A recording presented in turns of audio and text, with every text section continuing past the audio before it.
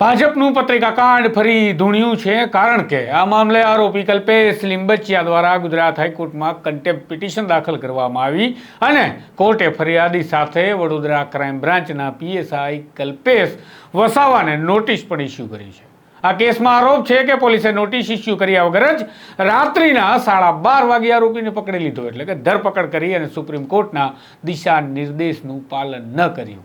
જોકે વાત કરીએ શું છે મામલો. વૈષ્ણવજન તો તેને કહીએ જે પીડ પરાઈ જાનાને રે. નમસ્કાર, હું છું આપની સાથે તુષાર બસિયા. નવજીવન ન્યૂઝમાં આપનું સ્વાગત છે. વડોદરામાં બહુચર્ચિત પત્રિકાકાંડનો મામલો હવે ગુજરાત હાઈકોર્ટ સમક્ષ પહોંચ્યો છે.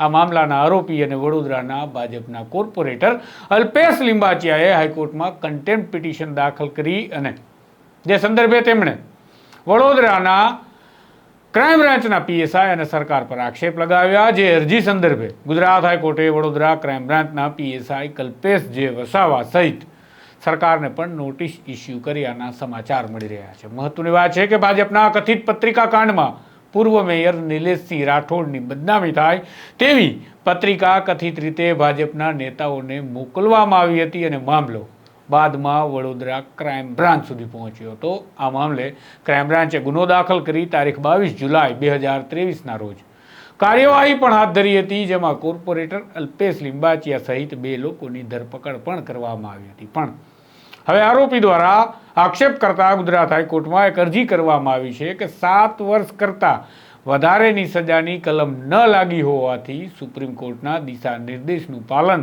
કરી આરોપીને નોટિસ આપવી જરૂરી હતી, જે પોલીસે આપી નથી. પણ પોલીસે કંઈ પણ પ્રકારની નોટિસ ઇસ્યુ કર્યા વગર રાત્રિના 12:30 વાગ્યા આસપાસ આરોપી અલ્પેશ લિંબચિયાની ધરપકડ કરી હતી. આમ અલ્પેશ લિંબચિયાએ હાઈકોર્ટમાં પોલીસે કરેલી ધરપકડને કોર્ટની અવમાનના અને ગેરકાયદેસર અટકાયતના આરોપ તરીકે બતાવી અને ન્યાય માટેની અરજી કરી છે. જે મામલે હવે ગુજરાત હાઈકોર્ટ નોટિસ ઇસ્યુ કરી ચૂક્યું છે ક્રાઇમ બ્રાન્ચના પીએસઆઈ વસાવા અને સરકારને. તો આગામી તારીખોમાં હવે નવા સમાચાર આવશે કે શું ચાલી રહ્યું છે હાઈકોર્ટમાં, તે હું આપના સુધી પહોંચાડતો રહીશ. પરંતુ આ કથિત પત્રિકા કાંડ જે વડોદરા ભાજપમાં ચાલી રહેલું આંતરિક ઝઘડાનું પરિણામ છે તેવું લોકો માની રહ્યા છે, ત્યારે હવે જોવાનું છે કે હાઈકોર્ટ શું કરે છે અને ભારતીય જનતા પાર્ટીમાં શરૂ થયેલી આ બબાલના કારણે કેવા નવા રાજકીય ચોકઠા અને સમીકરણો ગોઠવાય છે. આ જ પ્રકારના અહેવાલો અને સમાચારો સાથે મળતા રહેશું નવજીવન પર. આ ચેનલને સબસ્ક્રાઇબ કરવાનું ખાસ ભૂલશો નહીં. નમસ્કાર. વૈષ્ણવજન તો તેને કહીએ જે પીડ પરા